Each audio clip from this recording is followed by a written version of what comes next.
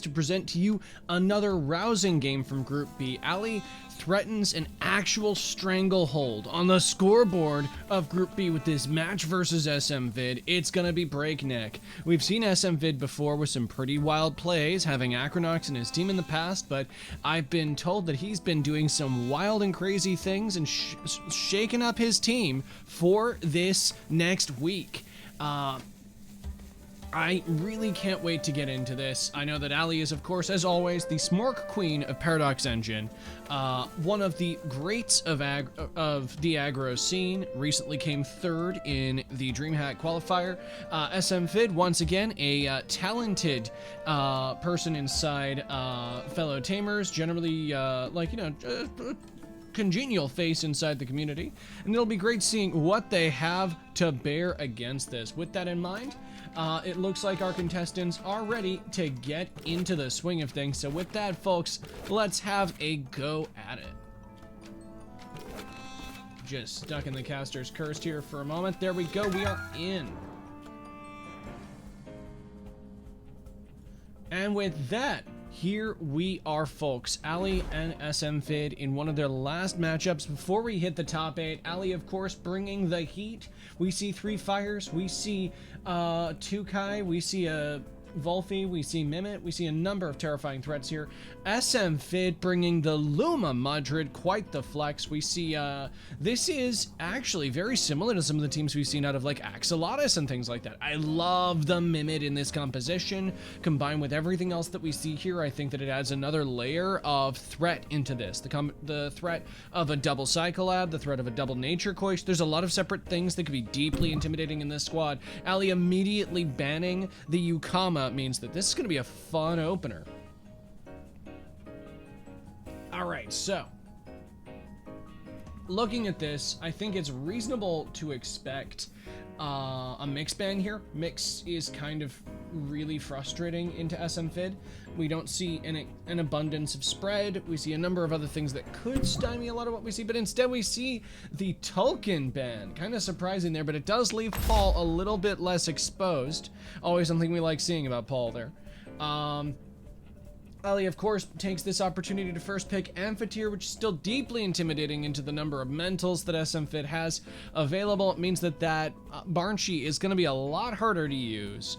If, however, smvid wants to go like, I don't know, Kala Nature Coish, I think that could be a reasonable attempt at an opener into this. Same goes even with still the Adora Boros and the Nature Coish. Double Synergy Master Virulent Gust would still be kind of catastrophic to Allie if she doesn't respond effectively into it.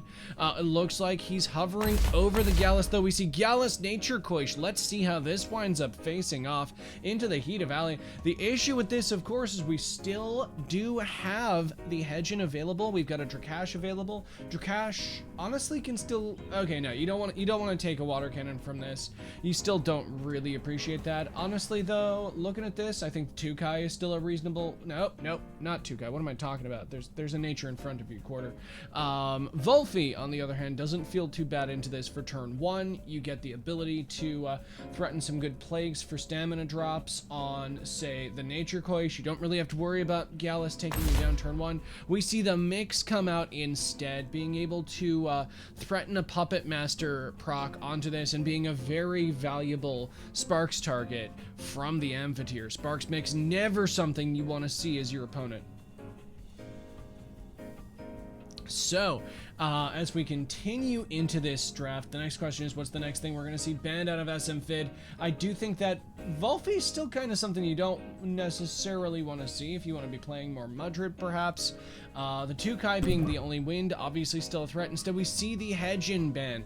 The digital being taken out means that there is one other thing there that is less of a problem for the mentals that smvid wants. Obviously, the Amphitheater still hit the field, but you know what? You got a Crystal for those. You got a Mudrid for that. You might be able to squeeze by in terms of that. We also still, of course, have the Calibus, which if we don't see that as a Sweenshorn Calibus this game, we could yet see things swap around. So, we see immediately the Calibus ban followed by the Volphy pickup. Very impressive indeed. This makes a lot of sense. Fire no like water, no good. Get fire out. We only have a Mudrid left against 2 natures and a Crystal Mental. It looks like the combination of Volvi and Amphitheater will do a lot to scare away the Mudrid on SMVid's side. This still doesn't look like a joke of a team, though. So with that, we end this with Drakash Mimit on Allie's side. That's certainly a variety of threats that she's bringing to the table here, and definitely a number of separate things that can be copied to good effect, while taking advantage of what SMVid's bringing too. In the meantime, though, SMVid definitely has a pretty good showing into this, honestly. I like that team. It's very similar to what we've seen Trot and Axolotl spring. I think that Nature Koish can play very well into what Allie's brought. I think that if he can take down Denshika here, then the rest of this is gonna fall like a sort of a line of dominoes if he plays his cards right. This could be very interesting indeed. If we see like the challenge that I have here is, how do you start hitting the Amphitheater this turn? Denshika's just kind of like sitting here, and I don't see any like a Synergy Master Water Cannon, a Synergy Master Water Cannon or a Synergy Master Water Cannon Lily isn't going to do enough into that. Bringing in anything that gets that isn't going to do it enough either, so we do see it actually swap out for the Mudrid into a predicted perhaps Crystal Spikes. I'm assuming that's what that winds up being, because if that is okay, so instead you see that this is a receptive Chamomile Mudrid. Unbelievable, as we see the sparks go down onto Mix, the energy manipulation goes off there, and I'm in awe. You don't see many receptive Mudrids these days. I've only ever seen one other one at the moment, and it's not considered to be the on-meta trait by any stretch of the imagination there. Obviously, the resistant Mudrid being much more used in play. Still now, we do have the opportunity for the Crystal Deluge to come down this turn, potentially outspeeding this Mix.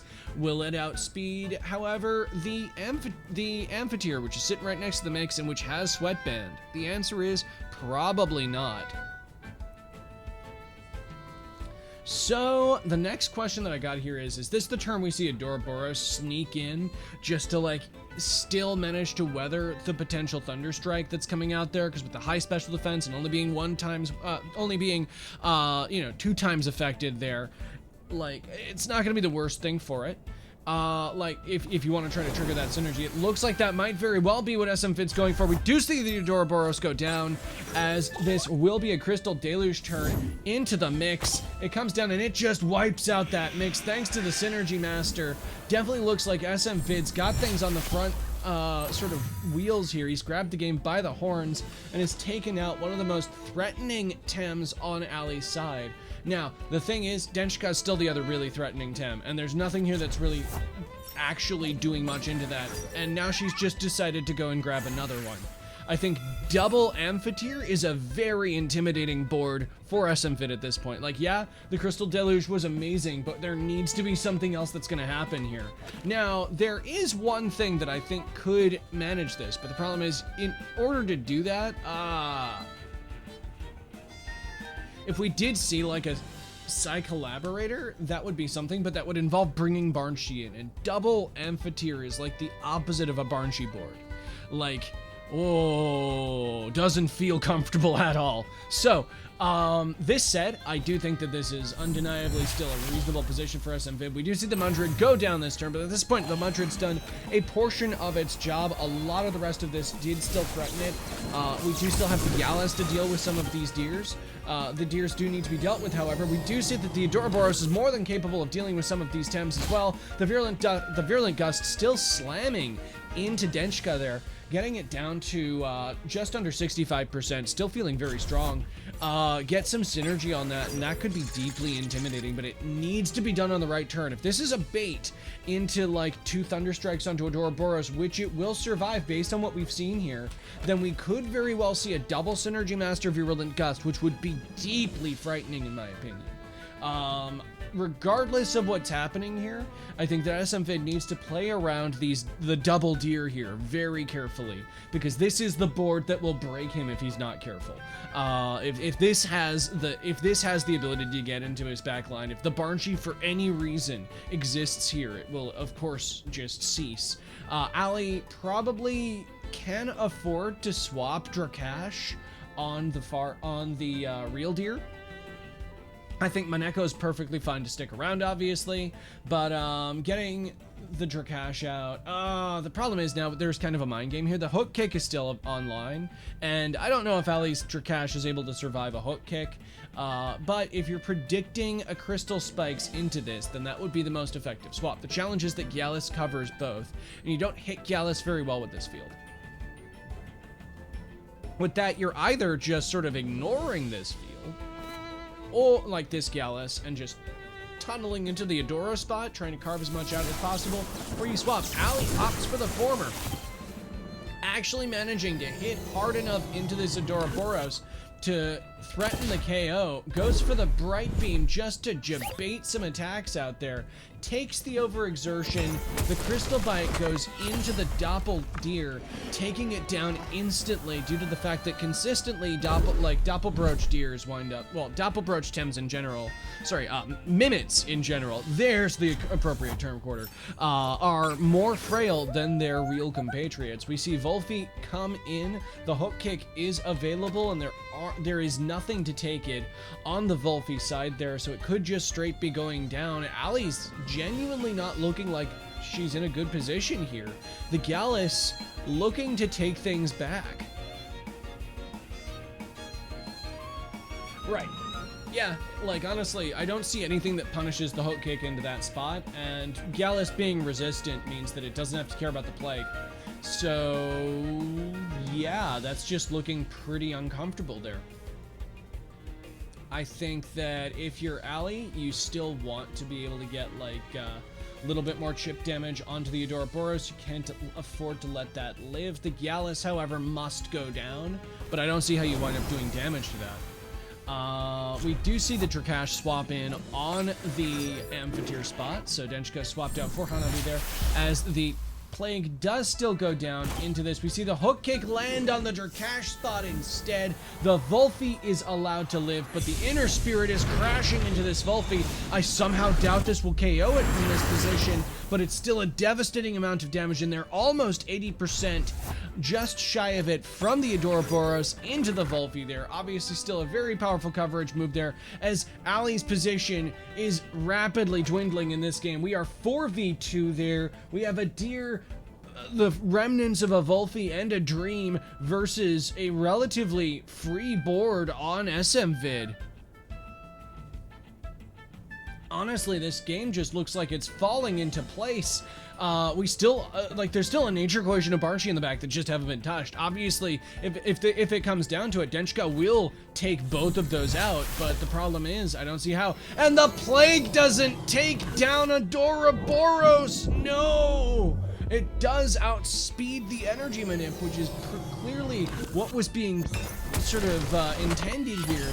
But the Crystal Bite's gonna slam into Denchka anyways, and it's gonna go down to the combination of pressure here. The Dust Vortex is gonna take out Gallus, but now it's 21% Volfi against the world. With this, the Barchi can just sort of come in, Hypoxia, and then whoop-de-doo. smvid has just clutched this match in an unprecedented showing. The Plague does come down on the Barchi, which also does indeed scout the fact that it is Air Specialist, and it does get handcuffed by the Volfi. But at this point, it's a little bit late as the Energy Manip comes in, and now we're at 2.8%, no stamina. This Volfi goes down to the next waft of air, let alone a Hypoxia, from this Barchi. Well played to smvid in this game one. Just a staggering display there. No, I was really impressed by that.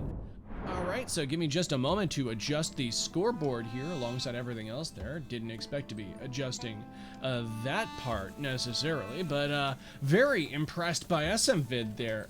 Very dominant inside that game there. The Crystal Deluge, really the turning point of that entire game. Outspeeding everything that Allie was doing there, and having that be relatively unpunished just meant that everything escalated from there. The mix was very central to the, distributed pressure that Allie was pulling there, and not having the ability to continue that was real ugly for Allie in the late game there. It just snowballed, and it was pretty remarkable. Very fun to see.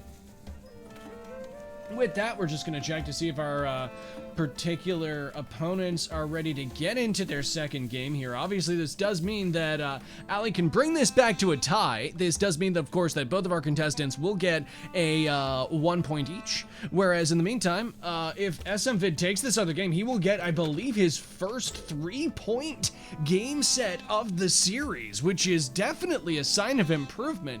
Great to see. It does look like we're going to be just having a small moment while smvid just prepares for his next matchup. Got to wipe the sweat off his brow there. It's not an easy thing taking a game off of Allie in this set, in this group, which she has been very dominant in this entire round through. But we'll have to see if it winds up being everything else there. Ah, man. So with that, we're just going to wait for both of our contestants to get into the next match. My next question is, is Allie going to be a bit more respectful of the Deluge plays there? Like, do we see the Madrid ban? It feels so weird to say, but it could be important. The challenge is that, honestly, smvid came at us with a bag full of knives this week, and I think that the pick ban that we have is probably not going to be as good. We are into our second game. First bans are already up. As we do see first picks up as well. We see the Tolkien band on Allie's side. We see the Gallus band on smvid's side. Gallus central to the combined pressure on smvid's side. They're very good band from Allie. We see once again the Amphitheater mix leading the Adora Boros instead on smvid's side. So just going straight for the jugular this time. This should be interesting to see. If this is a Nature Koish on the other side there, I will be very pleased because I just really want to see how much damage a double synergy Virulent Gust will actually do. I'm definitely not trying to run this myself. I don't know why you would suggest I'm trying to scout other people's matches for that kind of a damage composite, but if you were to pick that smvid, I'd be really pleased. But instead, it looks like there will be a Madrid that is selected instead. The Madrid obviously still very important into this matchup. Definitely something smvid doesn't want to see second banned after its performance in the first game. I don't think it's going to be able to stay in though, because I don't think you want to take the combined pressure of both of these, but the problem is Mix can't really pressure this turn. My sort of combat to that, however, is the fact that Tukai most certainly can if it gets picked up this time. So we see the Barnshee picked up second, we see the Calibus ban, we see the Hedgen ban, we see a Volfi pickup. Are we gonna see the Drakash this game, or are we gonna see the Tulkin? Sorry, the Tukai, because I'm not sure the Drakash was necessarily the best pickup in hindsight. And we do have a Yukama available this game. We see the Nature Koish and the Yukama looks like they're gonna get picked up there. I mean, obviously the Mimic's still really powerful, but we do see the Yukama. If that was a Mimic, we would have seen some real cheese come out from smvid's side. That opens up a ton of possibilities there. And in the meantime, we do see the Tukai come out from Allie, one of her totem Tems. Definitely a diamond in the rough there. Definitely knows how to play the most around that. So we'll have to see how this winds up going into our game 2 of our best of 2 between smvid and Allie. Will Allie be able to take it back in the second game, or will smvid secure his first 3-0 of the season, which I would be amazed to see. With this in mind, obviously, I still assert that, like, right, Kokosho can't really do enough here. This Mix is in kind of an awkward position, but at the same time, like, if we just see the, my concern is, if we see the Nature Koish rotate in and the double Synergy Master Virulent Gust goes off and the Tukai is on the field, that's a massive amount of damage you're taking. So instead, what we wind up seeing is the Barnshee come in instead of the Adora Boros, trying to cover things a bit there, but that is a little bold, perhaps, charging directly into the combined aggression of a high special attack Amphitheater and a Mix. The Mix just careening into this Barnshee, bringing it down to 6.6%. The Plague threatening the 2 KO on the Madrid. And now that Puppet Master's off, we won't be seeing the same thing go down there. I'm a bit concerned. Okay, like, obviously there's no arguing that smvid's still in a strong position here. Like, we saw this Madrid tear things up beforehand. I do not know if it outspeeds the Plague, though. If it does not outspeed the Plague, we should see a swap this turn. If we see the Adora Boros come in instead, it's awkward, but it's gonna take it. Nature Quish could also come in to try to eat that, but if the Deluge doesn't come first, this Mudrid has to leave. It cannot take another Plague, and that that Deluge has to go onto the Deer.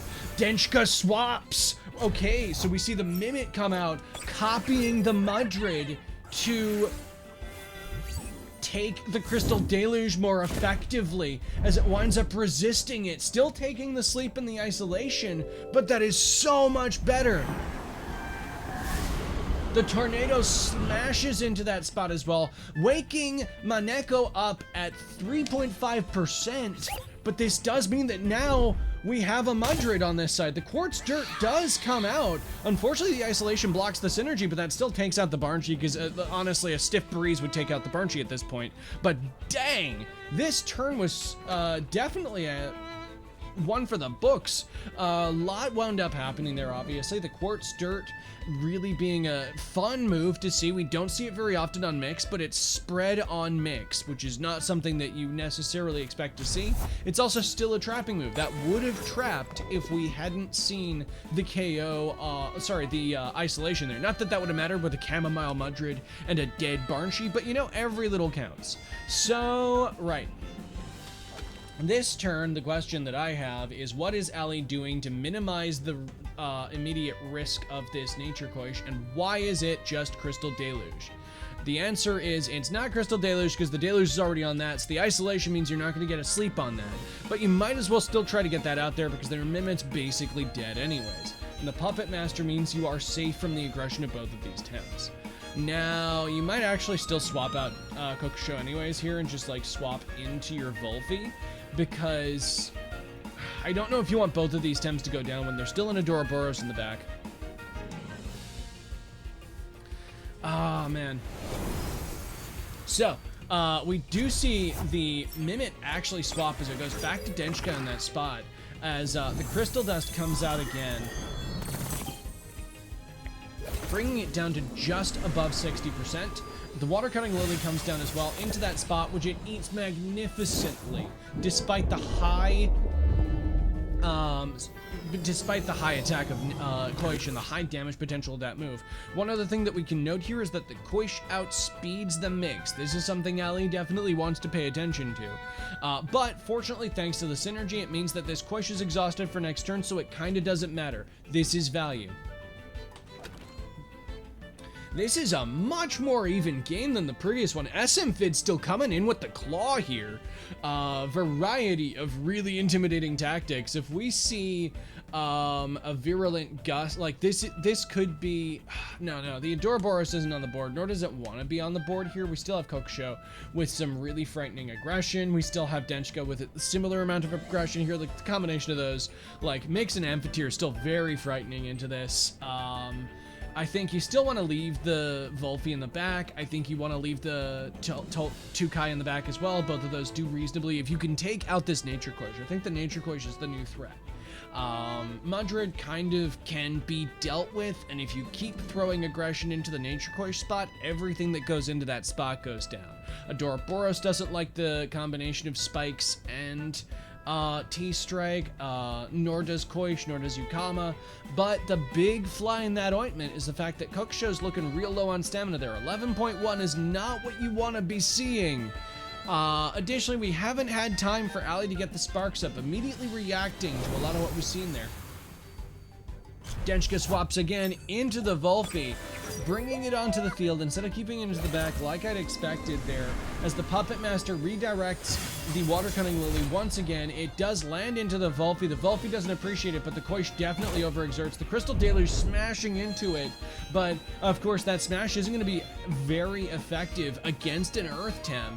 And despite the heavy aggression that smvid did, I think that was an overextension there. You just overexerted on both of your Tems. So this is either a double rest or a double swap. This is exactly what Allie needs. This brings her back into the game here, because if we look at the back line, it's an Adoro and a Yukama. Those are both great, those are very strong, but I don't think they're gonna be enough there. As the energy manip without synergy is gonna be painful into that, but it's not gonna be, oh, it might be enough with the combination of the Volphy.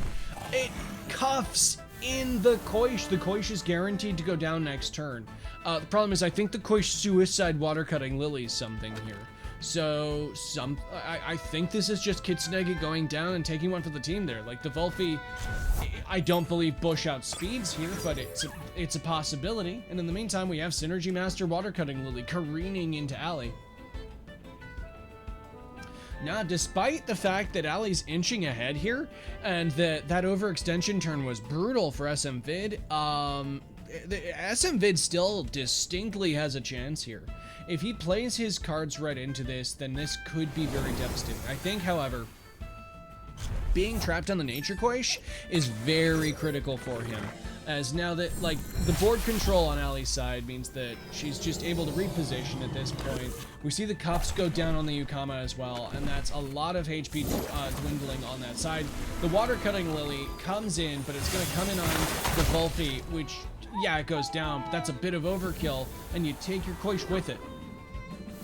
With this, we do see the water cannon go down onto the Amphitheater, but the Amphitheater takes that. It's fine. It won't get its relaxed this turn, but it's still going to be able to clap back with a Plague next turn and remove the Synergy Master from this Ouroboros. I think since the aggression wound up continuing there from Allie and there wasn't any sort of, I don't know, loss of pressure there, despite a terrifying showing here, the strongest showing he's done this tournament, Allie looks like she's gonna be coming home with this game. I don't see any other way out of this. Like, with the Windburst coming cleanly onto the Ouroboros this turn, the Plague just careening into this Yukama, there's no wiggle room for smvid here. This Ouroboros has to do such heavy lifting, like, you know, you gotta take down a mix in the background, that's way too much. The Aquatic Whirlwind, however, might prove me wrong still. It does not take down Denchka, though it lives at 2.6% as it manages to get the Plague off into the Yukama despite being outsped. Oh man, being able to outspeed a speed tier above you definitely is an interesting thing to see. Unfortunately, the absence of a Synergy Master on there for the Virulent Gust is gonna just be that last nail in the coffin for smvid. Very unfortunate to see. The Plague is going to be coming down, as now it's just going to be a bit of a death by 1,000 cuts. There's no reason for Allie to overextend. Just, like, get the Tornado in there.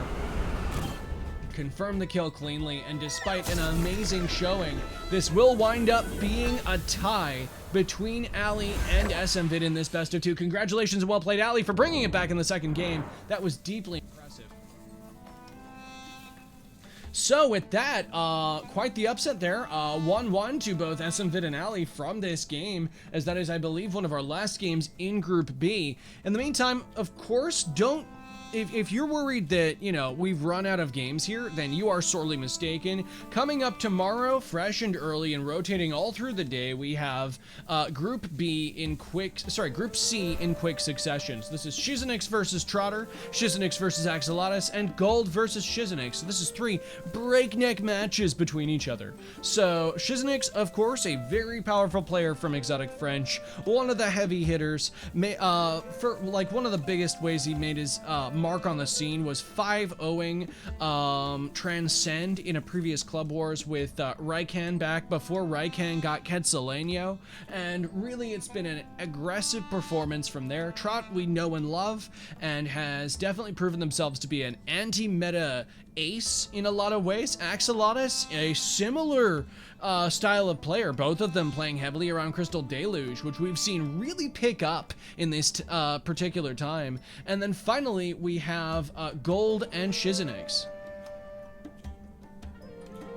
Gold, of course, I'm not, okay, last I checked, Gold was playing mid-range, but I know that Gold's been playing a lot of stall and ladder recently, so I don't know if they've changed things up in the meantime here. All of these, however, will be interesting. As you can see there, we have 1130, 1300, and 1430 UTC as our time slots there. In the meantime, I'm gonna have to let you all go. It's been wonderful. If you are interested in any of the standings, don't forget to put exclamation standings in our Twitch chat to find them out there, along with exclamation schedule if you haven't checked that out as well. If you're checking us out on YouTube, don't worry, there will be links in the description, and we're happy to oblige you with those. In the meantime, I've been Quarter, and thank you so much for tuning in. Have a lovely evening.